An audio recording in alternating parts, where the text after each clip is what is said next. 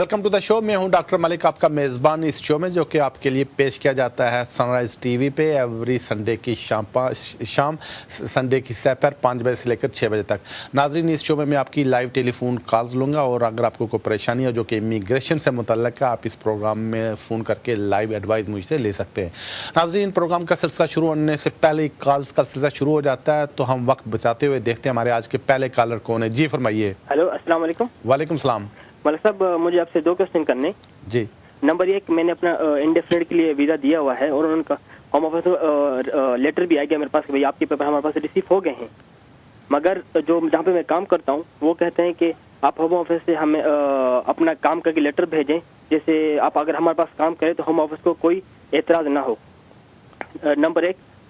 Number दूसरा ये है कि मैं 1 अक्टूबर 2010 को आया था। अभी जब अगर आप नेशनलिटी के लिए अप्लाई करते हैं तो क्या 3 साल के बाद करना पड़ता है, या जब इंडेफिनिट 1 साल का लग के आता है उस 1 साल के बाद करना पड़ता है? जी, आपकी कॉल का शुक्रिया। जहाँ तक आपके केस का तल्लक है, आपने इंडेफिनिट स्टे के लिए अप्लाई किया हुआ है। मुझे लगता है आप शादी के बेस पे आए थे, तो आप कंटिन्यू रख सकते हैं अपनी जॉब को। जो फुल टाइम जॉब है, आपको एम्प्लॉयर नहीं निकाल सकता है, चूँकि जो होम ऑफिस ने आपको चिट्ठी भेजी है, जो एक्नॉलेजमेंट भेजी है, उसमें भी लिखा है कि आप अपनी जो जॉब है वो कंटिन्यू रख सकते हैं। दूसरी बात यह है कि अगर होम ऑफिस को कोई किसी आदमी को होम ऑफिस से पूछना हो कि आप अलाउड हैं या नहीं है, तो होम ऑफिस वालों ने एक स्पेशल एम्प्लॉयर्स की हेल्पलाइन रखी है, उसके ऊपर वो कॉन्टैक्ट करके होम ऑफिस से कंफर्मेशन ले सकते हैं। आपको होम ऑफिस से ऐसी कोई चिट्ठी नहीं देंगे, उन्होंने ऑलरेडी एक चिट्ठी दे दी हुई है आपको। दूसरी बात ये हो सकती है आप किसी वकील से कॉन्टैक्ट करें, वो भी आपको एक चिट्ठी इशू कर देंगे, एक लेटर इशू कर देंगे कि आप लीगली अलाउड हैं काम करने को। तो आप अलाउड हैं काम करने को, आपको जो एम्प्लॉयर है वो इस बेस पे निकाल नहीं सकता है। जहाँ तक आपके रहा दूसरे सवाल का ताल्लुक, उसमें डेट ऑफ एंट्री से 3 साल शुरू होते हैं। तो इसका मतलब है अगर आप अक्टूबर 2010 में आए थे तो अक्टूबर 2013 में आप नेशनलिटी के लिए अप्लाई कर सकेंगे, अगर आपकी वाइफ ब्रिटिश हैं। कॉल का शुक्रिया। नाज़रीन, देखते हैं हमारे अगले कॉलर कौन है। जी फरमाइए। हेलो जी फरमाइए। सर, मैंने मेरे वाइफ का अपील किया था, अभी तक उसका एक्नॉलेजमेंट और अकाउंट में से पैसा भी नहीं कट गया। इसको कितना वक्त लगता है अभी? कितने पैसे पे किए थे अपील के लिए? 80 पाउंड। जी, आपकी कॉल का शुक्रिया। असल में जो अपील की होती है तो उसमें अपील जो होती है वो हेयरिंग के लिए हमेशा आप कहा करें कि आपको हेयरिंग डेट चाहिए, तो उसके लिए जो फ़ी होती है वो 140 पाउंड होती है। तो आमतौर पर जो अपील वाले हैं वो बड़े फास्ट हैं, तो ज़्यादा बेहतर है जहां आपने अपील भेजी थी उनको फ़ोन करके पता करें कि जी उनको अपील मिली है या नहीं मिली है, तो ये पता करें। और दूसरा, आपने ओरल हेयरिंग के लिए रिक्वेस्ट करनी है, चूँकि अगर पहले आपकी एप्लीकेशन रिफ्यूज़ हो गई थी तो वही पेपर देखकर जज भी आपकी एप्लीकेशन रिफ्यूज़ कर देगा। तो ज़्यादा चांसेस होते हैं कि अगर आप ओरल जो हेयरिंग है उसके लिए रिक्वेस्ट करें और कोर्ट में जाकर अपना केस खुद जज को बताएं या किसी बैरिस्टर के थ्रू बताएं, तो कोर्ट को तो आप वो जो ट्राइब्यूनल है उनको आप कांटेक्ट कर सकते हैं। कॉल का शुक्रिया। नाज़रीन, देखते हैं हमारे अगला कॉलर कौन है। जी फरमाइए। हेलो मलिक साहब, मुझे पूछना था कि मैं पहले मेरे डैड के पास जर्मन का वीज़ा है, पासपोर्ट है, तो मैं उनके बेसिस पे आई थी 6 मंथ के वीज़ा पर। अभी मेरे पास 5 साल का रेजिडेंट कार्ड है और मैंने 2 बार जॉब सीकर अलाउंस लिए थे 6 महीने के लिए। तो उसके बाद अभी मुझे 1 साल से ज़्यादा हो गया है काम करते हुए, और मैं अभी अप्लाई करना चाहती हूँ इंडेफिनिट स्टे के लिए। उसके लिए मुझे कोई प्रॉब्लम तो नहीं होगी अगर मैंने जॉब सीकर अलाउंस जो पहले लिए थे? और मेरा दूसरा सवाल है कि अगर मैं अपने बेसिस पे अप्लाई करूं तो कोई प्रॉब्लम तो नहीं होगी, या फिर मुझे अपने डैड के पेपर साथ भेजने पड़ेंगे? जी, आपकी कॉल का शुक्रिया। पहली बात यह कि आपके पासपोर्ट के ऊपर स्टैंप लगी थी कि आप बेनिफिट्स नहीं ले सकती हैं, तो अगर आपने बेनिफिट्स लिए हैं तो इमिग्रेशन वालों को अगर पता चल जाता है ये चीज़ आपके खिलाफ जाएगी।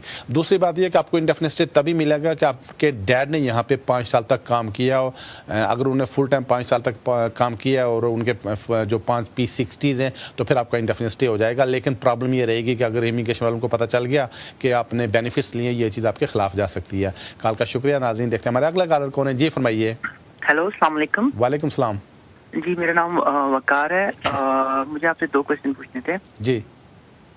पहला क्वेश्चन ये है कि मैं यहाँ पे स्टूडेंट आया था और फिर मैंने शादी की थी और मैंने अपना स्पाउस वीज़ा के लिए अप्लाई किया था जुलाई में। तो मेरे फिंगरप्रिंट हुए थे सितंबर में और उसके बाद अभी तक कोई रिप्लाई नहीं आया। तो काइंडली ये बता सकते हैं कब तक पॉसिबल है? और दूसरा क्वेश्चन ये है कि ये मैंने मेरे पर नाम पे गाड़ी थी और उस पर टिकट थे और टिकट आए थे, तो वो मैंने एड्रेस चेंज किया था तो मुझे पता नहीं चला, लेकिन वो बाद में मुझे पता चला कि वो टिकट है। तो इससे कोई मेरी एप्लीकेशन पे फर्क तो नहीं पड़ेगा? जी आपकी कॉल का शुक्रिया। जहाँ तक आपके केस का ताल्लुक है, आपने जुलाई में अप्लाई किया था, तो आमतौर पर इसमें 5-6 मंथ लग जाते हैं। दरमियान में ओलंपिक्स का पीरियड भी गुजरा था, तो मुझे लगता है नेक्स्ट 4-5 वीक्स में आपके केस का फैसला आ जाएगा। तो अगर आपको कोर्ट के थ्रू कोई सज़ा नहीं हुई है, कोई कन्विक्शन नहीं हुई है, कोई सेंटेंस नहीं हुई है या कोई जुर्माना वगैरह नहीं हुआ है, तो आपकी एप्लीकेशन पे या नेशनलिटी पे एप्लीकेशन पे असर नहीं पड़ेगा। कॉल का शुक्रिया। नाज़रीन देखते हैं अगला कॉलर कौन है। जी फरमाइए। जी Hello. जी फरमाइए। Hello. Assalamu alaikum. वालेकुम सलाम। Hi, Dr. Malik. I have two questions for you. Sure, go ahead. Hi. I brought my mum as a visitor 2 years ago, and then after on the 5th month, I've applied for her. I applied for FLRO application on the on compassionate grounds. Okay. And what happened is they refused her because my mum's got underage kid. He was 13 years old back then. Okay. And So what's the then, question now? Sorry. What's the question now? The question is, they refused her application, and then we went through appeal, and the appeal was actually granted on the limited extent for the correspondence to reconsider the case. Mm-hmm. And after that, Home Office asked for her passport, and we've given them the passport, but we still haven't heard anything from the Home Office. Okay. And my question is, should I be writing a letter to them?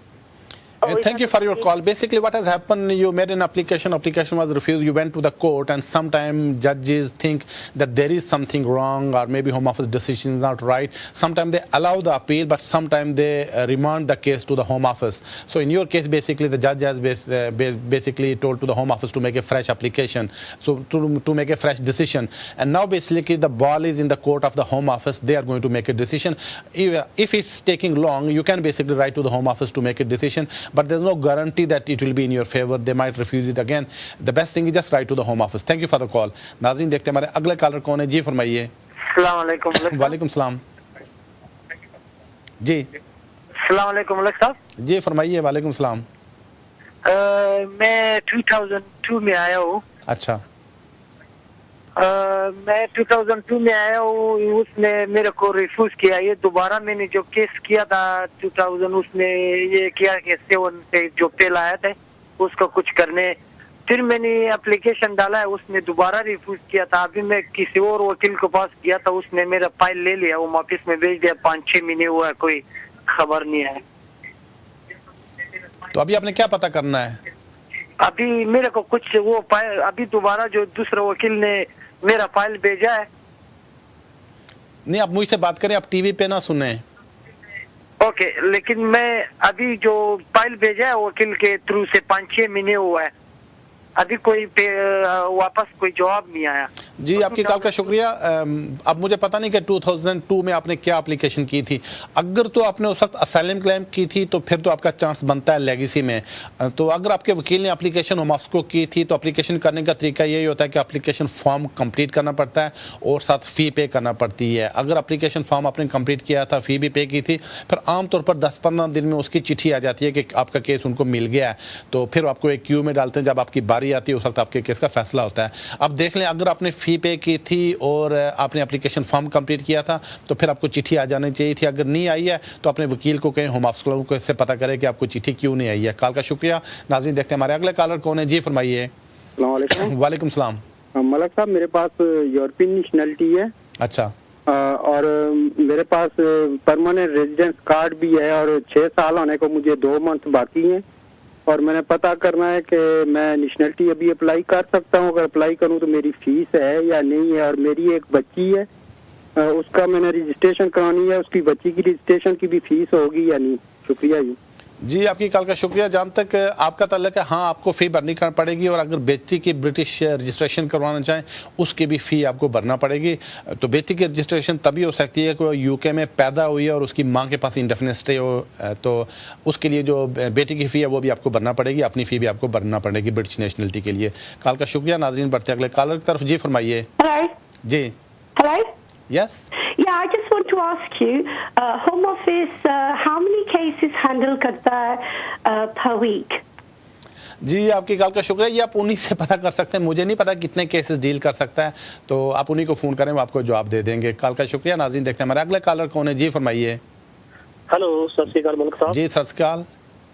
अच्छा जी मलिक साहब, मेरा ये एक question है छोटा जिहा जी जी। भाई इस तरह भी 7 साल ਦੇ ਵੇਸ ਤੇ ਜਿਹੜੇ ਕੇਸ ਹੋ ਰਹੇ ਨੇ, ਮੇਰੇ 3.5 ਮਹੀਨੇ ਹੋ ਗਏ ਨੇ, ਜਿੱਦਾਂ ਬਾਇਓਮੈਟ੍ਰਿਕ ਵਾਸਤੇ ਕੋਈ ਲੈਟਰ ਨਹੀਂ ਆਇਆ, ਕਿਸ ਤਰ੍ਹਾਂ ਹੋਏਗਾ ਜਾਂ ਇਸ ਤਰ੍ਹਾਂ ਵੀ ਕਰ ਸਕਦੇ ਨੇ ਜਾਂ ਜ਼ਰੂਰੀ ਹੈ ਉਹ ਹੋਣਾ बायोमेट्रिक? जी आपकी कॉल का शुक्रिया। आपने 7 साल की बेस पे अप्लाई किया है, वहाँ अब गारंटी है कि आपको स्टे मिल जाएगा। अब जो नया सिलसिला है, जो नए रूल्स हैं, इसमें ये करते हैं कि जो आदमी भी एप्लीकेशन करता है उसके फिंगरप्रिंट्स ज़रूर ले लेते हैं, बायोमेट्रिक ज़रूर लेते हैं, और जो स्टे उसको पासपोर्ट के ऊपर या पेपर के ऊपर लगाने के बजाय कार्ड के ऊपर लगा कर दे देते हैं। तो होम ऑफिस वालों की अभी पॉलिसी यही है कि जिस किसी को भी स्टे देते हैं उसके बायोमेट्रिक ज़रूर लेते हैं। तो मुझे लगता है कि आपके भी बायोमेट्रिक्स लेंगे। कॉल का शुक्रिया। नाज़रीन देखते हैं हमारे अगले कॉलर कौन है। जी फरमाइए। Hello sir, good evening. Good evening. I have to apply for extension of my Tier 1 visa, and I want to go for a personal appointment. When I try to book an appointment at the UKBA website, the UKBA website mentions that I should not book unless I have been asked to book an appointment. So does it mean that I need to first send my application through a post, and after initial review of my application, UKBA will assign a case number to me and ask me to book an appointment? Or can I book the appointment and straight away go on the day of the appointment? Thank you for your call. Basically, you need to book an appointment. Then after that, you can go, because if you apply through mail, then they are not going to give you any appointment. There is a lot of there's a basically long queue. A lot of people are applying every day under Tier 1 General, and there's no guarantee under Tier 1 General that you will get basically stay on the same day, because if you are self-employed or if you have been running business over here, and there's no evidence basically, and there's no solid proof, sometimes immigration people need some more investigation. So my own experience is that if 100 people make an application for Tier 1 General extension or indefinite stay, and most of them are basically applications are not decided on the same day. So the best thing is, if you are going on the same day, just make an appointment and then go and attend the home office for extension or indefinite stay, whatsoever you want. Thank you for the call. नाज़रीन देखते हैं हमारे अगले collar कौन है। जी फरमाइए। Hello जी फरमाइए। एक्चुअली मेरा 2 सवाल है। एक तो है कि मैंने अपने हस्बैंड की डेफिनेटली स्टे अप्लाई की हुई है। ठीक है, आप मुझसे बात करें, टीवी ना देखें। अच्छा ओके जी। तो मैंने डेफिनेटली के लिए अपने हस्बैंड की अप्लाई किया हुआ है, ये 4 माह हो गए। अच्छा। तो उन्हें फिंगरप्रिंट वगैरह भी ले लिए, लेकिन अभी तक कोई जवाब वगैरह नहीं फिर दिया। 2 माह हो गए, उन्हें फिंगरप्रिंट भी ले लिए थे। अच्छा। तो मुझे ये पहला सवाल तो ये पूछना था कि वो हमें दे देंगे स्टे, या कि वो 2.5 साल वाली देंगे? अच्छा। क्योंकि ये जुलाई से पहले आए थे, हमने जुलाई में अप्लाई किया था। तो बस यही एक सवाल है आपका। जी आपकी कॉल का शुक्रिया। अगर तो वो जुलाई से पहले, खैर जुलाई वाले रूल्स आपके ऊपर अप्लाई नहीं करते हैं, वो जो नए लोग जिन्होंने अभी शादी की बेस पे अप्लाई करना उनके ऊपर अप्लाई करते हैं। तो मुझे लगता है आपके जो हस्बैंड है वो 2 साल पहले आ गए थे, आपने इंडेफिनिट स्टे के लिए अप्लाई किया। आमतौर पर ऐसी अप्लीकेशंस 3 से 4 महीने लेती हैं, लेकिन चूँकि दरमियान में ओलंपिक्स से इस वक्त की वजह से होम ऑफिस के पास केस लोड थोड़ा सा बढ़ गया, तो आमतौर पर ऐसी अप्लीकेशन आजकल 6 महीने इसमें लगते हैं। तो अगर हमने 4 महीने हो गए हैं, तो इसका मतलब है 2-1 महीने आप और इंतजार करें। तो मुझे लगता है कि जनवरी के एंड तक आपके केस का फैसला हो जाना चाहिए। कॉल का शुक्रिया। नाज़रीन बढ़ते हैं अगले कॉलर की तरफ। जी फरमाइए। Hi there. I just want to ask, we submitted my sister-in-law's marriage visa case 2 months ago. She's in Pakistan at the moment. And I just want to ask, she just had a baby girl recently, a couple of days ago. So I just wanted to ask about her visa, the child's visa. Thank you for your call. Basically, what you need, I think if she's your sister-in-law, and it means that your brother is British national. If the father of the child is a British national, then best thing is you can apply for child's British passport over there. So if the baby got the passport, then there shouldn't be any problem. Once the mother got the passport, both can come to the UK. Thank you for the call. नाज़रीन देखते हैं हमारे अगले collar कौन है। जी फरमाइए। जी अस्सलाम वालेकुम। वालेकुम सलाम। मल साहब, मेरा सवाल ये है कि मेरे हस्बैंड 96 में इस मुल्क में आए थे। उसके बाद उन्होंने सालम अप्लाई किया था उसी वक्त ही, लेकिन उनका रिफ्यूज़ हो गया। तो उन्होंने 2003 में अपील की थी, जो वो भी रिफ्यूज़ हो गई। तो 2005 में उन्होंने मुझसे शादी की थी। मैं ब्रिटिश सिटीजन हूँ, मेरे 4 बच्चे हैं। ऑलरेडी मेरे हस्बैंड फोत हो चुके हैं। तो उन्होंने ऐसे ही रहते रहे फिर, लेकिन उन्होंने अभी 2 साल हो जाएंगे। इस फरवरी में इन्होंने लेगेसी में अप्लाई किया था, लेकिन कोई जवाब नहीं आता रहा। फिर हमने MP से लिखवाया, तो MP को उन्होंने जवाब ये दिया कि हमारे पास इनका कोई केस नहीं है। फिर हमारे वकील ने दोबारा मेरे बच्चों के, हम सब के पासपोर्ट की कॉपी, सारे पेपर बना के दोबारा भेजे। तो उनका जवाब ये आया कि आप लिवरपूल आके खुद बाय हैंड हमें दें एप्लीकेशन। तो हम लोगों ने ये सब किया, लेकिन साथ पेपर में ये भी लिखा था कि लेगेसी में कंसीडर नहीं कर रहे हैं। तो उन्होंने फिर ये एप्लीकेशन ह्यूमन राइट्स की डाली आर्टिकल 8 के तहत कि मेरी शादी भी है और इस तरह ये भी है। तो इतने साल हो गए यहाँ पे इनको। तो मुझे ये नहीं समझ में आ रहा कि उन्होंने हमें ये क्यों कहा कि लेगेसी में कंसिडर नहीं कर रहे हैं हम आपको, और बाय हैंड एप्लीकेशन ली है, तो अभी इसका क्या होगा आगे, वो क्या करेंगे इनके साथ? और हमें आया कि लेगेसी में ही आगे कोर्ट में जाना चाहिए था या हमने कुछ गलत किया? आप प्लीज मुझे एडवाइस करें, मेहरबानी। जी, आपकी कल का शुक्रिया। असल में आपने गलती की, आर्टिकल 8 में आपने या रिकंसिडरेशन के लिए दोबारा एप्लीकेशन आपने लिवरपूल नहीं करनी चाहिए थी। होम ऑफिस वाले अक्सर ये ट्रिक करते हैं जो उन्होंने आपके साथ किया है कि किसी तरह आपका केस लेगेसी निकल जाए, अगर लेगेसी निकल जाए फिर वो कहते हैं फ्रेश एप्लीकेशन करें, फ्रेश एप्लीकेशन असालम की करते हैं तो वो रिफ्यूज़ कर देते हैं, या फिर आपको जैसे आपने अप्लाई किया इस रूट पे ऊपर डाल देते हैं जिसमें गारंटी कोई नहीं है। लेगेसी में आपको स्टे मिलने के बहुत ज़्यादा चांसेस है, चूँकि लेगेसी ऐसी स्कीम है जिन्होंने 2007 से पहले असालम क्लेम किया था उन सबको स्टे मिल रहा था, आपने उसमें चैलेंज करना चाहिए था। तो अगर तो वो कहते कि जी हम आपका केस लेगेसी में नहीं कंसिडर करते, उसको अपने आगे कोर्ट में ले जाना चाहिए था। वैसे भी पिछले दिनों पिछले वीक एक नई खबर आई थी होम ऑफिस की कि 1 लाख से ज़्यादा ऐसी चिट्ठियाँ होम ऑफिस के पास जो कि अभी होम ऑफिस ने खोली ही नहीं है। तो इसका मतलब है 1 लाख से ज़्यादा ऐसे केसेस हैं जिन पे अभी होम ऑफिस ने गौर ही नहीं किया, उनके खतूत तक नहीं खोलें। तो ज़्यादा बेहतर आपके लिए यही था कि आप लेगेसी के केस को पुश करते। बहरहाल किसी वकील से मशवरा कर लें। कल का नाज़रीन इसके साथ ही टाइम हुआ है कमर्शियल ब्रेक का। आप टीवी देखते रहिएगा, ब्रेक के उस पर चंद ही मिनट में आपसे फिर मुलाकात होती है।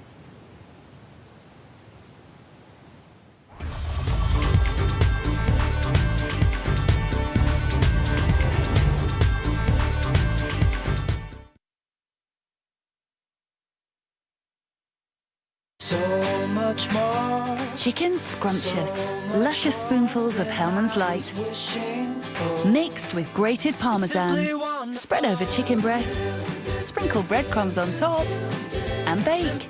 Simply juicy-licious. At Curry's PC World, amazing LG TVs. There's £100 off this exclusive 26-inch LED TV, now down to just $199. This 47-inch 3D and smart LG is just $899, with a free soundbar and free £20 Know How Movies voucher, all you need for the cinema experience. And this 55-inch makes it truly epic for just $1299. That's £200 off, also with a free soundbar and £20 Movies voucher included at Curry's PC World. My name's Paul Fabry, and I grow oranges in Florida for Tropicana. My grandpa taught me a lot about life, and most importantly, orange growing. You pick those oranges when they're at the peak of their ripeness. That's how you make the best orange juice. Every glass has 2 squeezed oranges in it. It's Mother Nature at its best. Lots of guys, hair loss can be a real worry. The Belgravia Centre can help. Visit belgraviacentre.com, specialising in nothing but hair loss. At Curry's, this Beko 1500 spin washing machine with a large 7 kilo capacity is $219. £80 off and in-store ready to take home today. Ideal glazing for excellent quality. Ideal for your home.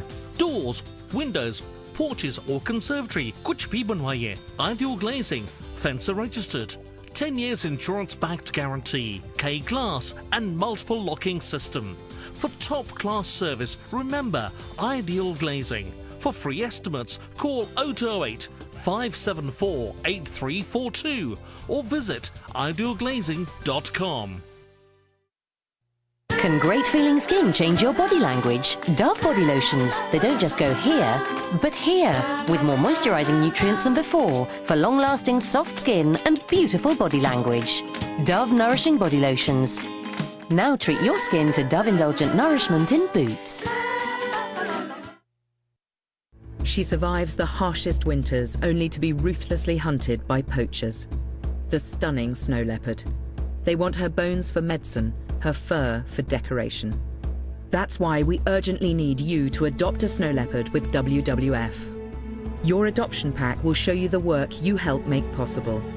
We'll send you an adorable cuddly leopard and this striking portrait. Plus, 3 times a year we'll send you exciting news of our work. It costs just £3 a month, so please call 0800 035 7107 or text SNOW5 to 70007. Thank you.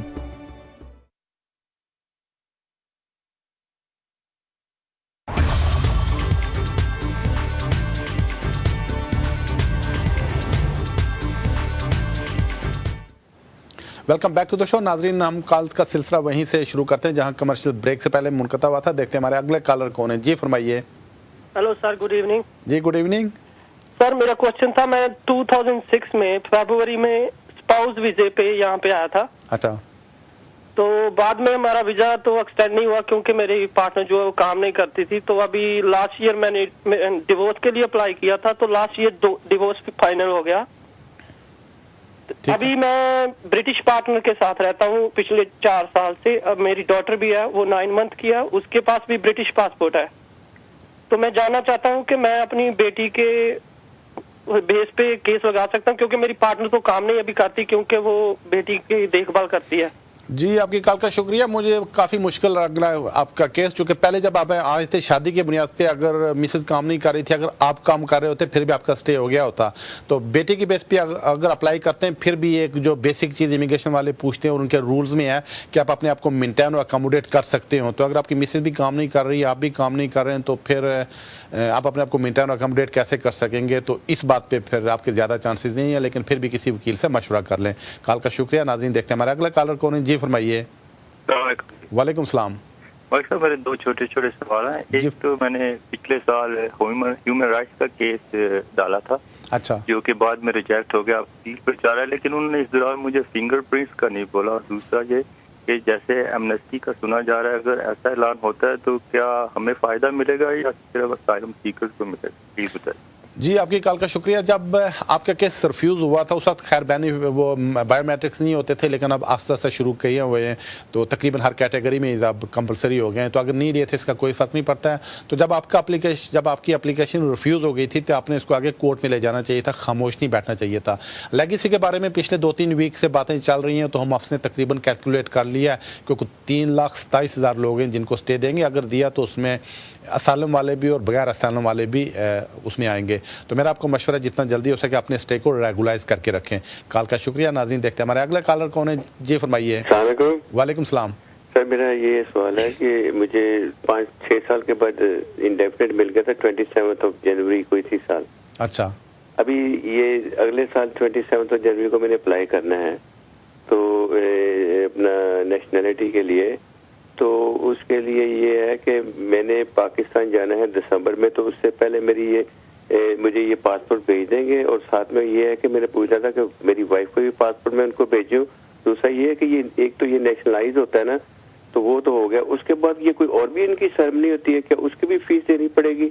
मुझे जरा तफसील से बता दें। और अगर मैं passport अपना वापस मंगवाना चाहता हूँ तो वो मुझे भेज देंगे, क्योंकि मैंने दिसंबर में ट्रैवल करना है, तो मार्च में मैंने अप्लाई करना है। इसकी जरा मुझे प्लीज तफसील से बता दें। जी आपकी कॉल का शुक्रिया। पहली बात यह कि अगर तो आप नेशनलिटी के लिए जो रिक्वायरमेंट्स पूरी कर रहे हैं, तो जब नेशनलिटी के लिए अप्लाई करते हैं तो आप पासपोर्ट के बगैर भी अप्लाई कर सकते हैं कि आपके पास पासपोर्ट की फ़ोटोकॉपी उनको भेज दें, जो उसके पेजेस वो अटैच करवा के, तो उसके बगैर भी आप एप्लीकेशन कर सकते हैं। दूसरी बात यह कि अगर आप इमिग्रेशन और नेशनलिटी वालों को अपना पासपोर्ट भेजते हैं और जब उनको पासपोर्ट मिल जाए, जब आपको एक्नॉलेजमेंट हफ्ते में वापस आपको एक्नॉलेजमेंट मिल जाती है, वो मिल जाए तो उसके बाद एनी टाइम अपना पासपोर्ट वापस मंगवा सकते हैं। इस दौरान आपका केस जो है वो पेंडिंग रहेगा, तो आपका केस इस वजह से विड्रा नहीं करेंगे। बहरहाल पासपोर्ट का नेशनलिटी डिवीजन वाले जो हैं वो जल्दी वापस कर देते हैं। जब एक साल नेशनलिटी की फ़ी पे कर दें, आपको नेशनलिटी मिल जाए, उसके बाद नेक्स्ट फ़ी सिर्फ आपको पासपोर्ट के लिए पे करना पड़ती है जब आप पासपोर्ट के लिए अप्लाई करते हैं, और कोई फ़ी नहीं पे करना पड़ती। कॉल का शुक्रिया। नाज़रीन देखते हैं हमारे अगला कॉलर कौन है। जी फरमाइए। हेलो जी। हेलो मलिक साहब, मैंने पूछना था आपसे, मैं 7 ईयर कंसेशन वाला केस किया था जी। अच्छा। तो एक बेटी मेरी यहाँ पैदा हुई और 2 बच्चे वो इंडिया से आए थे और 7 साल हो गए हैं, 7 साल से ज्यादा हो गए इधर, है ना। तो अब वो लेटर एक आ गई थी होम ऑफिस से कि आपका केस अक्टूबर में मैं लगाया था, पिछले अक्टूबर में, तो हो गया, मतलब मिल गई लेटर के आपका केस सबमिट हो गया है। अब मैंने पूछना था कि क्या मैं नेशनल इंश्योरेंस वगैरह या कुछ ऐसा कुछ अभी अप्लाई कर सकता हूँ जो मैं काम पे कर सकूँ, या नेशनल इंश्योरेंस पे, और कितनी देर लगेगा इस केस को? जी आपकी कॉल का शुक्रिया। पहली बात यह कि अब ये कंसेशन नहीं रही है। पहले 2008 से पहले कंसेशन होती थी, बाद में विड्रा हो गई थी। अब इमिग्रेशन रूल्स बन गए हैं कि अगर कोई 7 साल से ज़्यादा बच्चा यहाँ पे रह जाए उनको स्टे दे देते हैं। तो आपने एप्लीकेशन की है तो इसमें तकरीबन 3 से 4 महीने लग सकते हैं, बाद का 6 महीने भी लग जाएंगे डिसीजन आने में। जब तक आपकी एप्लीकेशन पेंडिंग है, आपको काम की परमिशन नहीं है और ना इंश्योरेंस नंबर वाले आपको इंश्योरेंस नंबर इशू करते हैं। अलबत्ता जब आपका स्टे हो जाएगा उसके बाद आप काम के लिए भी अलाउड हो जाएंगे, तो उसके बाद आपका इंश्योरेंस नंबर भी इशू हो जाएगा। इस दौरान होम ऑफिस वालों की पॉलिसी और ऐसा कोई कानून भी नहीं है कि आपको काम की परमिशन दें। कॉल का शुक्रिया। नाज़रीन बढ़ते अगले कॉलर की तरफ। जी फरमाइए। मलिक साहब नमस्कार जी। जी नमस्कार। मलिक साहब मेरा ऑफिस वाला है, मैं शादी करके यहाँ पे आया था, मेरा अप्रैल में मेरे वो पेपर जो है वो जमा होने हैं। अच्छा। तो जिस दौरान हमने ना बीच में 6 महीने हमने वो चाइल्ड टैक्स क्रेडिट वो बेनिफिट लिया था, ठीक है, क्या उसकी मुझको कोई प्रॉब्लम आ सकती है कि हमको वो बंद कर देना चाहिए, मुझे क्या करना चाहिए? जी आपकी कॉल का शुक्रिया। हाँ ऐसा कानून में है कि जो कपल है अगर वो आप इंडेफिनिट स्टे के लिए अप्लाई करते हैं तो आप दोनों इस काबिल होने चाहिए कि अपने आप को गवर्नमेंट से मदद लिए बगैर मेंटेन और अकोमोडेट कर सकें, ये रूल में लिखा है। तो अगर आपको बेनिफिट्स लेते हैं और वहाँ डिक्लेयर करना पड़ता है, तो अगर आपने बेनिफिट्स लिए हैं तो फिर इमिग्रेशन वाले आमतौर पर ऐसी एप्लीकेशन रिफ्यूज़ कर देती हैं कि अगर आपको स्टे मिल जाता है तो आप गवर्नमेंट पर बोझ बनेंगे, आप गवर्नमेंट पर बर्डन बनेंगे।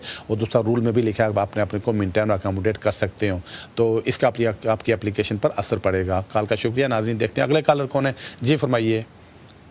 हेलो वालेकुम सलाम। अच्छा मलिक साहब, मैंने अपना जो था सन 2006 में इधर आके केस किया था लेगेसी में, तो उस टाइम तो मेरा वो रिफ्यूज हो गया था। अभी तो लेगेसी की जब स्कीम निकली थी तब मैंने उसमें डाला था सन 2010 में। अच्छा। तो 2 साल हो गए, अभी तक उसका कोई जवाब नहीं मिला। अब इधर आके भी कुछ थोड़े दिनों से बात चल रही है कि अब वो फिर से डेफिनेट दे रहे हैं और अखबार में दिया, टीवी में दिया, तो आप उसमें क्या कहना चाह रहे हैं, क्या नॉलेज है आपके पास? जी आपकी कॉल का शुक्रिया। पहली बात यह कि अगर आपने 2006 में असाइलम की थी तो फिर आप लेगेसी में आते हैं तो अपने केस को लेगेसी में ही पुश करते रहें, तो उसमें आपको स्टे मिलने के चांसेस हैं। दूसरी बात यह है कि पिछले 3-4 वीक से गवर्नमेंट कंसीडर कर रही है कि ऐसे लोग जो उनके सिस्टम में हैं तो उनको यहाँ पे स्टे दे दिया जाए, भले से उनके केसेस पेंडिंग है या रिफ्यूज़ हो चुके हैं। ये तकरीबन 3,27,000 लोग बनते हैं, तो शायद कुछ ही वीक्स में इनके बारे में कोई ना कोई फैसला कर दें। अगर किया तो उसमें आप भी कवर हो जाएंगे और वो भी कवर हो जाएंगे। वैसे आप लेगेसी में ऑलरेडी आ रहे हैं। कॉल का शुक्रिया। नाज़रीन देखते हैं हमारे अगले कॉलर कौन है। जी फरमाइए। हेलो अस्सलाम वालेकुम। वालेकुम सलाम। सर मैं 2000 में आया था और 2000 में ही मैंने असाइलम क्लेम की थी और 2006 में मेरे एक वकील ने वो रिजेक्ट हो गया था, तो उन्होंने लॉन्ग रेसिडेंसी की एप्लीकेशन डाली थी, उसका कोई जवाब नहीं आया, कुछ भी नहीं आया।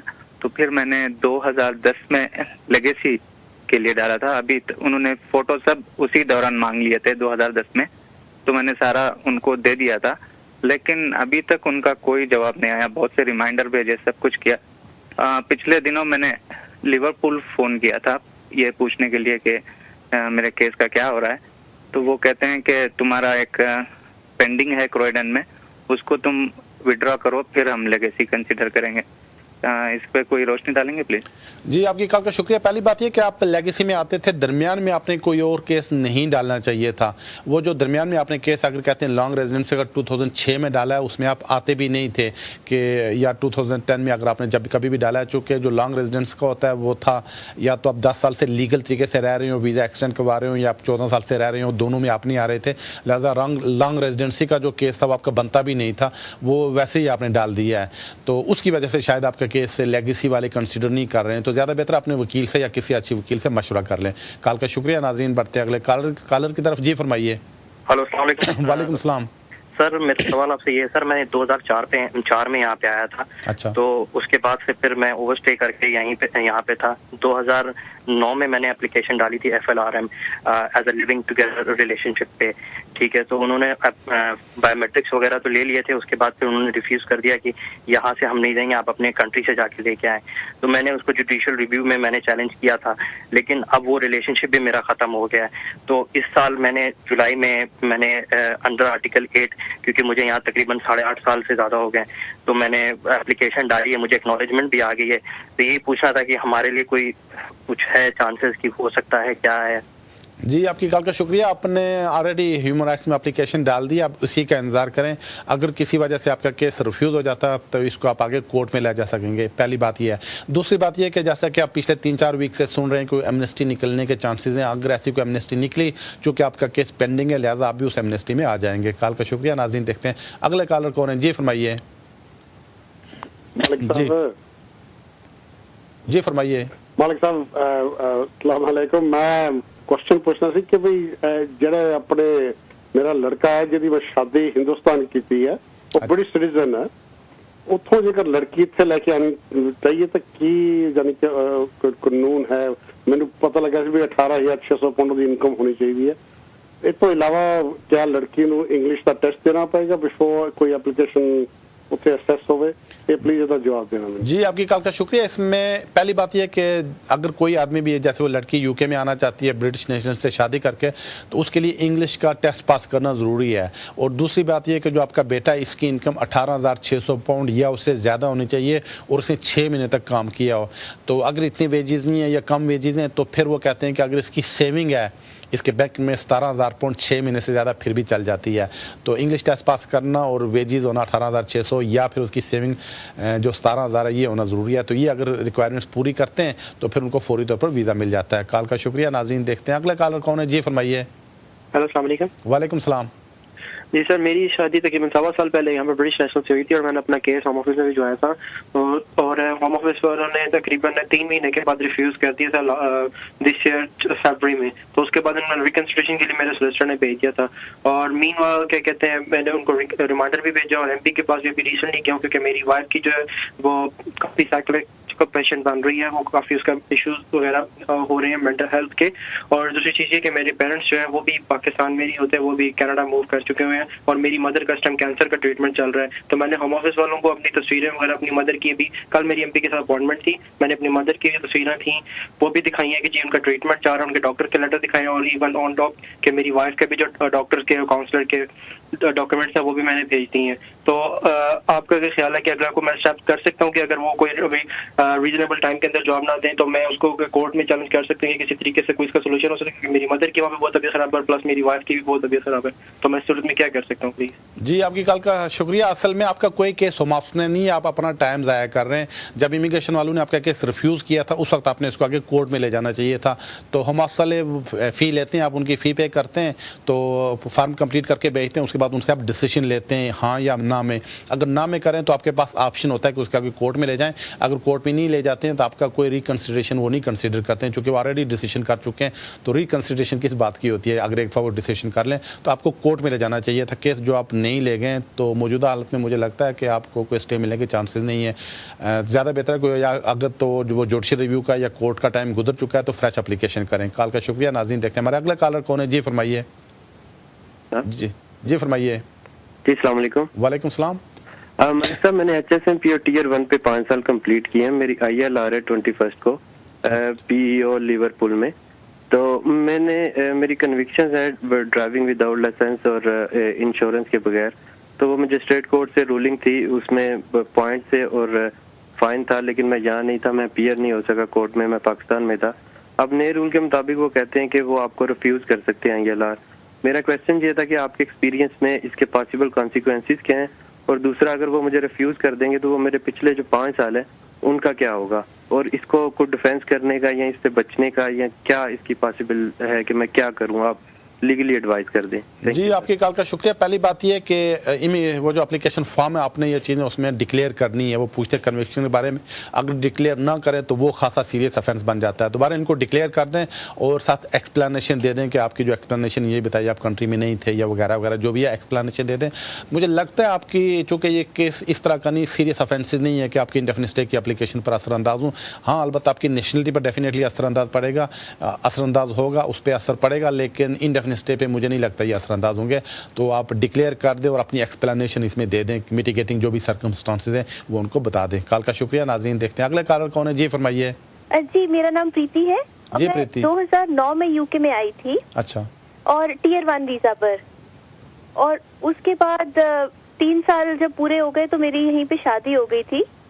तो अब मेरे को पूरे 4 साल होने को हैं, तो मैं क्या सिटीजनशिप के लिए अप्लाई कर सकती हूँ?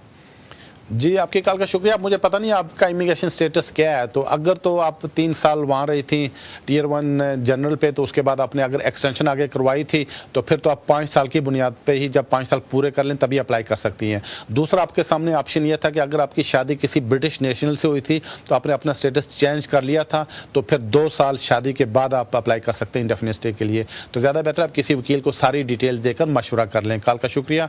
नाज़रीन देखते हैं हमारे अगले कॉलर कौन है। जी फरमाइए। हेलो वालेकुम सलाम।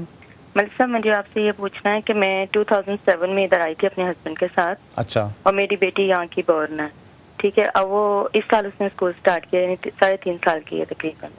तो 2009 में मैंने असाइलम अप्लाई किया था, जो कि रिव्यू तक जाके कोर्ट तक जाके रिफ्यूज हुआ था। पहले मैं साइनो पे जाती थी, फिर बाद में मैंने छोड़ दिया था, जब उन्होंने रिफ्यूज कर दिया था ना, फिर मैंने छोड़ दिया था। तो आप मुझे ये बताएं कि अब जो आप ये कह रहे हैं कि जो मेंस्ट्रुएशन वगैरह कोई होने वाला है, तो उसके लिए क्या हम भी उसमें शामिल होंगे कि नहीं होंगे? जी, आपके कॉल का शुक्रिया। आमतौर पर अगर कोई एमनेस्टी निकलती है तो उसमें वो लोग ज़रूर शामिल होते हैं जिनके कोई केसेस पेंडिंग हुए होते हैं। तो ज़्यादा बेहतर है बजाय इलीगल और ओवरस्टे होने के आप अपने स्टे को रेगुलराइज करवा लें, क्योंकि अभी तो डिटेल नहीं कि एमनेस्टी आएगी तो क्या आएगी, उसमें कौन लोग कवर होंगे, कोई पार्टिकुलर पीरियड रखेंगे या वो लोग जिनके केसेस चल रहे हैं या किस किस्म की, दो जब डिटेल आएगी उस वक्त पता चलेगा। फ़िलहाल आपको मेरा ये मशवरा है कि आप इलीगल तरीके से ना लें बल्कि अपने स्टे को रेगुलाइज करवा के रखें, क्योंकि जब कोई भी एप्लीकेशन करेंगे आपको एक्नॉलेजमेंट आ जाएगी, उसके बाद आप उनके सिस्टम में आ जाएंगे कि आप लीगल तरीके से रह रही हैं। नाज़रीन, इसके साथ ही टाइम हुआ कमर्शियल ब्रेक का। आप टीवी देखते रहिएगा, ब्रेक के उस पार आपसे फिर मिलते हैं।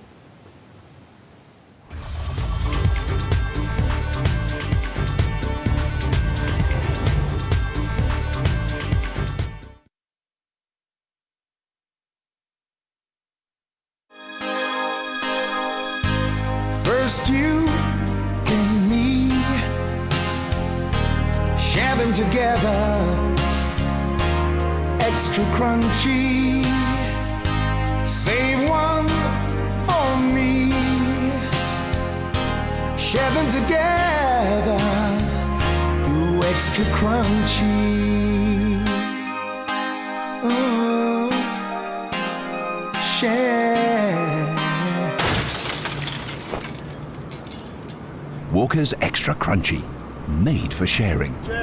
Sometimes.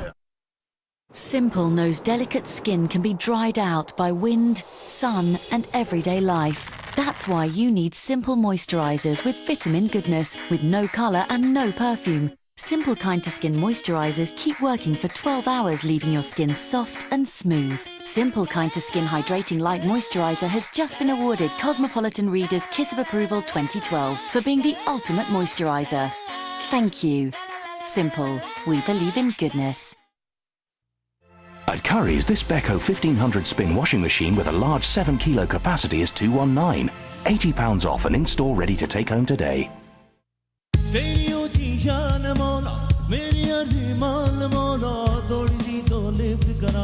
मुझको भी पक्का करवा दे, यूके का वीजा लगवा दे, मुझको वर्क परमिट दिलवा दे, वीजा ये एक्सटेंड करा दे, मेरी बीवी को बुलवा दे।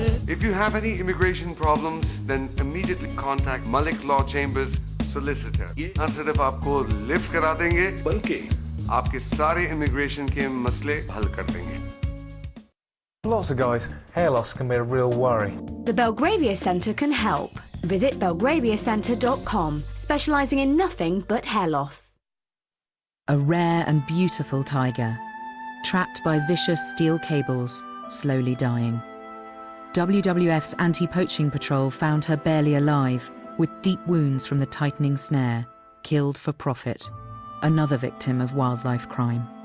There are as few as 3,200 tigers left in the wild.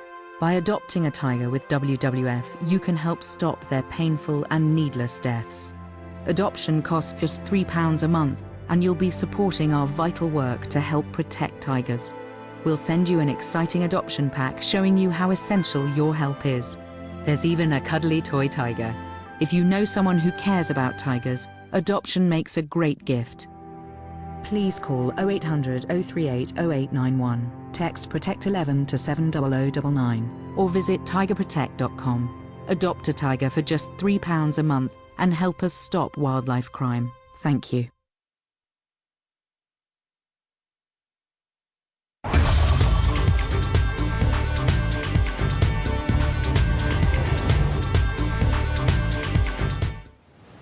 Welcome back to the show. नाजरीन, देखते हैं हमारे अगले कॉलर कौन है। जी फरमाइए। हेलो, अस्सलाम वालेकुम। वालेकुम सलाम। अच्छा मतलब मैं आप ये प्रोग्राम सुन रहा था, मैं आपसे पूछना चाह रहा था कि मैं 2006 में आया था, तो मैंने 2010 में ह्यूमन राइट्स की बेस पे एप्लीकेशन की थी जो रिफ्यूज़ हो गई थी उस वक्त।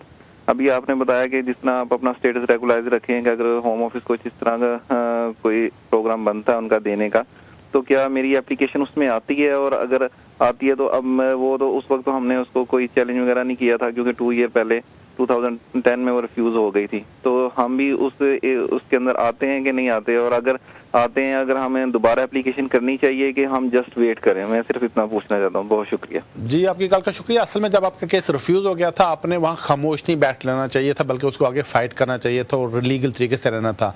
हुआ यह कि जब आपका केस रिफ्यूज़ हो गया, आप चुप करके बैठ गए, तो इसका मतलब है आप दोबारा इलीगल हो चुके हैं। तो ज़्यादा बेहतर मेरा आपको मशवरा है कि अपना स्टे रेगुलराइज करा के रखें, ताकि अगर कोई स्कीम निकले, मोस्टली उसमें जो लोग पेंडिंग जिनकी एप्लीकेशन होते हैं उनको स्टे देते हैं। तो अब जब स्कीम आएगी तो डिटेल तो उस वक्त पता चलेगा। फिलहाल मैं आपको मेरा यही मशवरा है कि आप अपने स्टे को रेगुलाइज रखें। कॉल का शुक्रिया। नाज़रीन, देखते हैं हमारा अगला कॉलर कौन है। जी फरमाइए। अस्सलाम वालेकुम। वालेकुम सलाम। मलिक साहब, मैं 1998 में इस कंट्री में आया था और मैंने 14 साल की बेस पे ILR की एप्लीकेशन जमा करवाई है इन जून। अच्छा। तो जून में मैंने एप्लीकेशन जमा करवाई। इसमें मेरे पास 12 ईयर्स के लास्ट जो 12 ईयर्स हैं उसके मैंने अपने सारे प्रूफ लगाए हैं, जिसमें मेरा डॉक्टर्स का सारा कंप्लीट रिकॉर्ड, बैंक स्टेटमेंट्स और इस तरह की जितनी चीजें थी वो लगाई हैं। प्लस मैंने 14 ईयर्स के लिए अपने जो फ्रेंड्स हैं, जो मेरे जानने वाले हैं, उनके रेफरेंस लेटर्स वगैरह लगाए हैं। ठीक है। अभी मेरा जो है, उन्होंने बायोमेट्रिक के लिए मुझे कॉल किया था सितंबर में बायोमेट्रिक भी हो चुका है, लेकिन उसके बाद अभी तक किसी किस्म का कोई रिप्लाई नहीं आया UKBA की तरफ से। तो मैंने ये पता करना है कि इसमें मेरे कितने चांसेस हैं और आफ्टर बायोमेट्रिक वो कितना टाइम और लेते हैं। जी, आपकी कॉल का शुक्रिया। पहली बात यह कि जब बायोमेट्रिक्स हो जाए उसमें तकरीबन 2-3 महीने उसके बाद लगते हैं, आपके केस का डिसीजन वो कर देते हैं। तो मुझे लगता है नेक्स्ट कपल ऑफ मंथ्स में आपके केस का फैसला हो जाएगा। दूसरी बात ये ध्यान में रखें कि इमिग्रेशन वाले सॉलिड प्रूफ मांगते हैं 14 ईयर्स का। जो फ्रेंड्स के लेटर होते हैं वो नहीं मांगते हैं। चूँकि एक आदमी अगर लिटरेरी हफ्ता पहले UK में आता है, तो अगर उसको 20 फ्रेंड्स चिट्ठियाँ दे दें कि ये पिछले 20 साल में UK में रहा था, वो ऐसी चीज़ नहीं मानते हैं। वो सिर्फ जो ऑफिशियल डॉक्यूमेंट है, जैसे बिजली bill, gas bill, telephone bill, medical card, driving licence, इस तरह के जो पेपर हैं कॉन्स्टेंटली रेजिडेंसी के, वो मांगते हैं। तो बहरहाल अगर अपने फ्रेंड्स के लेटर लगाकर अप्लाई किए और पूरे 14 साल नहीं किए हैं, तो फिर चांसेस आप समझे कि ज़्यादा नहीं है। तो बहरहाल अगर आपका केस रिफ्यूज़ हो जाता है तो आप इसको आगे कोर्ट में ले जा सकेंगे। कॉल का शुक्रिया। नाज़रीन, देखते हैं हमारा अगला कॉलर कौन है। जी फरमाइए। अस्सलाम वालेकुम सर। वालेकुम सलाम। सर, मेरा एक दोस्त है, वो 3 साल से यहाँ रह रहा है, तो विजिट वीजे पर आया था। तो आपको केस डालना चाहता है किसी तरीके से, कोई उसके लिए कुछ हो सकता है सर? अगर हो सकता है तो प्लीज आप कोई अपना कॉन्टैक्ट नंबर। जी, आपकी कॉल का शुक्रिया। उसको कहें किसी अच्छे वकील से जाकर मिलें, वो उसकी पूरी बात सुनेंगे कि वो कब आए थे, कैसे आए थे, क्यों UK में आए थे, ओवरस्टे उन्हें क्यों किया, अब क्या कर रहे हैं। ये सारी चीज़ें जब पता चलेगा, फिर कोई वकील उनको मशवरा कर देगा कि वो किसी कैटेगरी में अप्लाई कर सकते हैं या नहीं कर सकते हैं। तो ज़्यादा बेहतर है किसी अच्छे वकील से उन्हें कहें जाकर मिल लें। कॉल का शुक्रिया। नाज़रीन, बढ़ते हैं अगले कॉलर की तरफ। जी फरमाइए। हेलो, अस्सलाम वालेकुम। वालेकुम सलाम। मलिक साहब, मैं 2002 में आया हूँ, फिर मैंने केस किया हूँ, ऑफिस ने रिफ्यूज किया, फिर कोर्ट में चला गया हूँ, कोर्ट ने भी रिफ्यूज किया था। मैं केस किया था, सालिम फिकर का केस किया अफगानिस्तान से, और इधर जब मैंने ये दोबारा केस किया 1 साल 2 साल पहले, उसने मेरा पासपोर्ट मांगा, तस्वीरें मांगा, मैंने भेज दिया तस्वीरें और पासपोर्ट। उसने दोबारा मेरे को रिफ्यूज कर दिया। फिर मैंने दोबारा केस किया था, ये 6 महीने हो गया, अभी कुछ खबर नहीं आई। इसका कोई मशवरा दे सकते हैं प्लीज? जी, आपकी कॉल का शुक्रिया। अगर तो आपने 2002 में असाइलम क्लेम की थी, तो फिर आप लेगेसी में आते हैं, आपको लेगेसी में स्टे मिल जाना चाहिए। तो शुरू में जिन्होंने लेगेसी में अप्लाई किया 2006 में, 7 में, 8 में, उनको तो स्टे मिल गए। उसके बाद फिर हम मसले थोड़ा सा सख्त हो गए, लेकिन उसको फाइट करते रहे, आपका चांस लेगेसी में बनता है कि आपको स्टे मिल जाए। कॉल का शुक्रिया। नाज़रीन, देखते हैं हमारे अगले कॉलर कौन है। जी फरमाइए। Hello sir, good afternoon. Good afternoon. I would like to know about the entrepreneur visa from India. If the 2 people apply, do they both of them need to do the other test or one of them, please? Thank you for your call. Basically, if both are making an application, they both need to basically pass English test. And before that, it used to be, and currently it is basically IELTS band 7.5 or C1.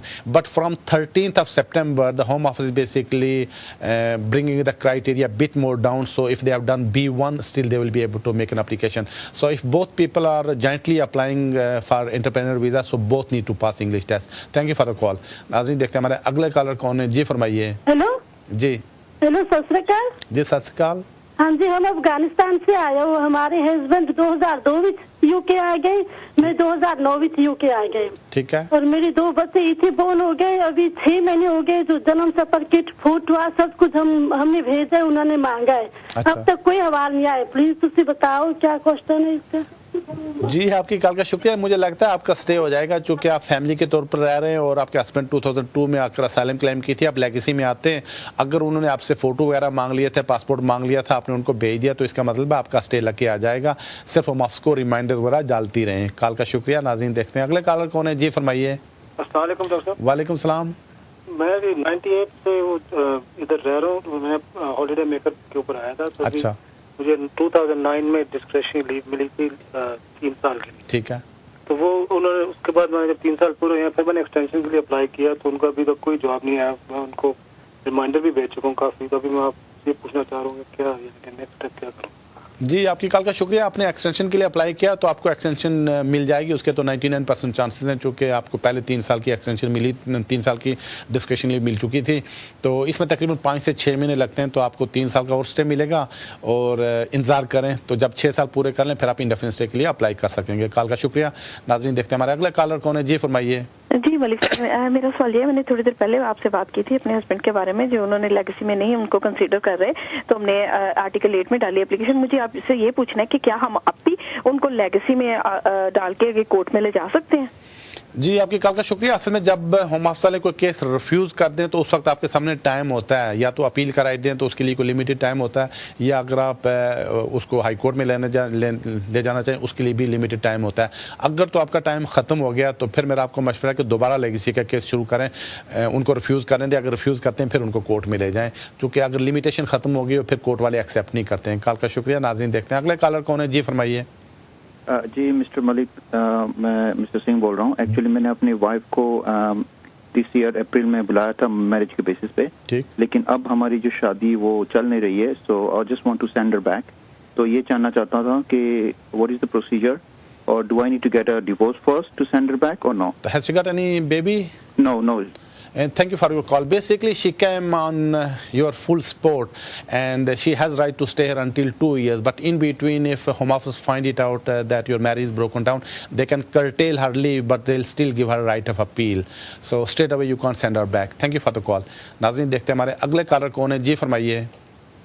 Hello Malik साहब, मैं 2001 में आया था और मेरी बच्ची इधर 2005 में बॉर्न हुई थी, और मैंने एप्लीकेशन की थी 2010 में, लेकिन उन्होंने रिफ्यूज कर दिया था। फिर हम लेटर लिखते रहे कि हमारी कोई केस की रिकंसिडर करे या हमें राइट ऑफ अपील दे, लेकिन अब तक कुछ लेटर आया नहीं। और मेरी बच्ची नेक्स्ट मंथ 7 साल की हो रही है, तो हम 7 साल पे नई एप्लीकेशन करें तो हमारे पिछले केस में जो लीगेसी की कोई नई स्कीम आ रही है उसमें हम एंटर हो सकते हैं या नहीं? जी आपकी कॉल का शुक्रिया। असल में जब आपका केस पहले रिफ्यूज़ हुआ था तो आपने उसी वक्त उसको कोर्ट में ले जाना चाहिए था। तो बहरहाल वो तो मुझे लगता है केस ख़त्म हो गया था, तो आपने उसको कोर्ट में नहीं ले गए थे, वो फाइल वहीं पे बंद हो जाती है, वो वहीं पे केस स्टॉप हो जाता है। तो बहरहाल अगर अब आपको नेक्स्ट मंथ 7 ईयर्स हो रहे हैं तो आप 7 ईयर्स की बेस पे नई एप्लीकेशन कर दें जिसमें गारंटी है कि आपको स्टे मिल जाएगा। कॉल का शुक्रिया। नाज़रीन देखते हैं अगले कॉलर कौन है। जी फरमाइए। अस्सलाम वालेकुम मलिक साहब। वालेकुम सलाम। मेरा क्वेश्चन ये है कि एक मेरा फ्रेंड है, उसको थोड़ा सा प्रॉब्लम है, मतलब मेंटल प्रॉब्लम, थोड़ा स्लो है, मतलब नॉर्मल है हर चीज है लेकिन स्लो है, और उसको 7 साल हो गए इस मुल्क में लीगल। क्या कोई मेडिकल ग्राउंड पे उसको इधर स्टे मिल सकता है? पहला क्वेश्चन ये है। और दूसरा ये कि जब हम इंडेफिनेट के लिए अप्लाई करते हैं टायर 1 जनरल पे, तो जो number of days outside country है जिस दिन अगर जाते हैं, क्या वो इस मुल्क में इस दिन वो मतलब वो दिन इस मुल्क में काउंट होगा या वो दिन मुल्क से बाहर काउंट होगा? जी आपकी कॉल का शुक्रिया। जहाँ तक आपके फ्रेंड का तल्लुक है, आप पता नहीं वो 7 साल तक किस कैटेगरी में रह रहा है, तो अगर तो यहाँ पे पढ़ता रहा है तो फिर तो वो नहीं मानेंगे कि जी वो ज़हनी तौर पर स्लो है या कोई और वजह, चूँकि अगर 7 साल यहाँ पे पढ़ चुका है। तो अगर वो 10 साल पूरे कर लेता है यहाँ पे लीगली तो फिर वो इंडेफिनिट स्टे के लिए अप्लाई कर सकते हैं। तो जो डे काउंट है ये डिपेंड है, जब आप यहाँ से निकलते हैं जिस डेट को, तो वो डेट यहाँ से ऑफ हो जाती है कि फ़लाँ डेट को आप यहाँ से, आज अगर 2 दिसंबर आप यहाँ से चले गए तो उसको 2 दिसंबर ही मानेंगे कि आप यहाँ से चले गए थे। कॉल का शुक्रिया। नाज़रीन देखते हैं अगले कॉलर कौन है। जी फरमाइए। हेलो मलिक साहब। जी मैंने आपसे पूछता था, मेरे भाई ने ये 7 साल के बेसिस पे केस किया था, उसके दोनों बच्चे यहाँ पे, एक बच्चे को पूरे 7 साल हो गए थे बड़े बच्चे को, तो छोटा बच्चा यहाँ पे बॉर्न हुआ था। ये जो 9 जुलाई के बाद इन्होंने केस किया था, तो इनको बायोमेट्रिक्स भी हो गई लेकिन अभी तक इनको कोई जवाब नहीं आया, तो मतलब कितना टाइम लग सकता है? जी आपकी कॉल का शुक्रिया। आमतौर पर ऐसे केसेस में 6 महीने तक लगते हैं, तो अगर उन्होंने जुलाई के बाद अप्लाई किया तो इसका मतलब अभी 6 महीने पूरे नहीं हुए हैं। तो आप दरमियान में ओलंपिक्स भी थे, अभी क्रिसमस भी आ रहा है, तो मुझे लगता है फरवरी तक उनके केस का फैसला हो जाना चाहिए। कॉल का शुक्रिया। नाज़रीन देखते हैं अगले कॉलर कौन है। जी फरमाइए। हेलो जी मलिक साहब, मेरे छोटे छोटे 2 सवाल हैं। अच्छा। पहला तो मेरी यहाँ वाइफ और 2 साल की बच्ची दोनों ब्रिटिश हैं और मेरा केस लेगेसी में चल रहा था। अभी MP का लेटर लिखवाने से उन्होंने रिफ्यूज करके मेरा केस भेज दिया है। तो अभी मैंने उसको हाई कोर्ट में चैलेंज किया है। तो हाई कोर्ट में कितने % चांसेस होते हैं कि हम उसको विन कर सकते हैं और कितना टाइम इसको लग जाएगा? वैसे मेरी कोई क्रिमिनल कन्विक्शन वगैरह कुछ नहीं है इसमें, और प्लीज इसके बारे में आप बता देंगे क्या चांसेस है और क्या हो सकता है इसके बारे में। जी, आपकी कॉल का शुक्रिया। असल में अगर आपने बहुत अच्छा किया कि इसको हाई कोर्ट में ले गए, तो हाई कोर्ट से चांसेस हैं कि शायद आपके हक में फैसला हो जाएगा, क्योंकि काफ़ी सारे केसेस ऐसे हैं और काफ़ी सारे फर्म्स ऐसे हैं जो लेगेसी के केसेस हाई कोर्ट में ले गए। तो मुझे लगता है शायद हाई कोर्ट से आपके हक में फैसला हो जाए।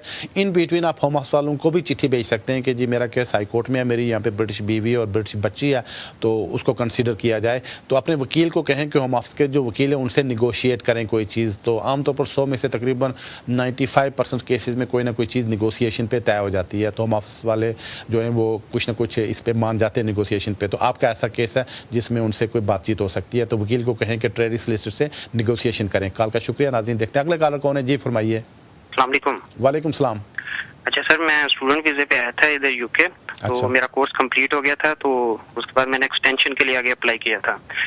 तो एक्सटेंशन में जब मैंने अप्लाई किया तो लास्ट डेट को मैंने अप्लाई किया था जब मेरा वीजा एक्सपायर हो रहा था। तो एप्लीकेशन मैंने भेजी थी, मगर मेरा उसमें B2 का इंग्लिश कोर्स का एक पार्ट रह गया। तो वो मैंने उनको कहा था मुझे टाइम दे, तो मैं आपको भेजता हूँ, मेरा टाइम खत्म हो रही है, इसलिए मैंने एप्लीकेशन नहीं आपको सबमिट यानी कि करवा दी एक्सटेंशन की। तो जब मेरा B2 का दूसरे का इंग्लिश का कोर्स का आ गया डिप्लोमा, तो जब मैंने वो सेंड करने लगा था तो एप्लीकेशन उन्होंने वापस रिटर्न कर दी कि इनवैलिड है, आप दोबारा इसको ना भेजें। तो फिर दोबारा मैंने सारे डॉक्यूमेंट्स लगा के एप्लीकेशन वापस, उन्होंने फीस भी वापस कर दी थी। तो उनको मैंने दोबारा सारी एप्लीकेशन भेजी, तो उन्होंने दोबारा फिर जब भेजी तो उन्होंने फिर रिफ्यूज लगाया इस पे कि पहले आपकी स्टेटमेंट चाहिए थी कम जोन से थी 1600 पाउंड की, अब आपकी स्टेटमेंट चाहिए 3200 पाउंड की। तो उन्होंने कहा कि हम इस चीज को रिफ्यूज करते हैं और आप पाकिस्तान जाके दोबारा इस केस को ना करें, क्योंकि आपका टाइम खत्म हो गया है। अगर आपने नई केस करना है तो उसमें 15 दिन आपको देते हैं, तो 15 दिन में नई स्टेटमेंट तो अरेंज नहीं हो सकती थी, वो 28 डेज चाहिए होते हैं। तो फिर मैंने वकील से मशवरा किया, तो उन्होंने मेरा केस डाला रिकंसिडरेशन के इस दौरान आपकी स्टेटमेंट जैसे पूरी होती है तो आप नया केस डाल दें। तो रिकंसिडरेशन में अभी 15 दिन हुए थे, तो मेरी स्टेटमेंट पूरी होकर मैंने सारी नई एप्लीकेशन डाल दी ना कि उसमें एम्बेसी को भेज दी। तो उन्होंने फिर मुझे भेजा फिंगरप्रिंट का लेटर और सारा इनके अब तकरीबन 4 माह हो गए सारे केस को। तो मैं पूछना चाह रहा जो सा प्रोसेस है ये सारा ठीक है, और दूसरा कि 4 महीने हो गए, नेक्स्ट और कितना टाइम लगेगा इस चीज को?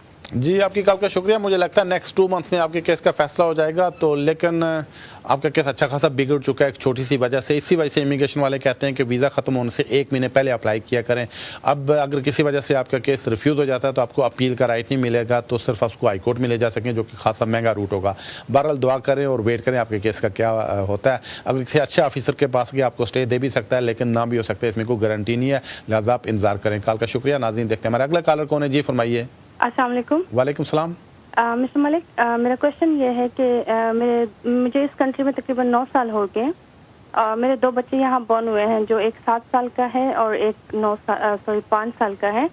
हमने ह्यूमन राइट्स पे 9 जनवरी से पहले हमने अपना केस भेजा हुआ है। तो मतलब इस बारे में आप क्या कहेंगे, हमें क्या करना चाहिए? जी, आपकी कॉल का शुक्रिया। अब अगर तो आपने वो जो बच्चों के 7 साल पूरे होने के बाद अप्लाई किया 9 जुलाई से पहले और आपका केस स्टिल पेंडिंग है, तो उसमें चांसेस हैं कि आपका स्टे हो जाएगा। लेकिन अगर आपने केस बच्चों का 7 साल पूरे होने से पहले अप्लाई किया था, तो फिर मेरा आपको एडवाइस है कि किसी वकील से मशवरा करें। हो सकता है आपको न्यू एप्लीकेशन करना पड़े, क्योंकि अभी आपके अगर 7 साल पूरे हो गए, अभी 99% चांसेस हैं कि आपका यहाँ पे स्टे हो जाएगा। कॉल का शुक्रिया। नाज़रीन, देखते हैं अगले कॉलर कौन है। जी फरमाइए। हेलो, अस्सलाम वालेकुम। वालेकुम सलाम। जी मलिक साहब, मुझे ये पूछना था कि मैं 2010 में आई थी मार्च में। अच्छा।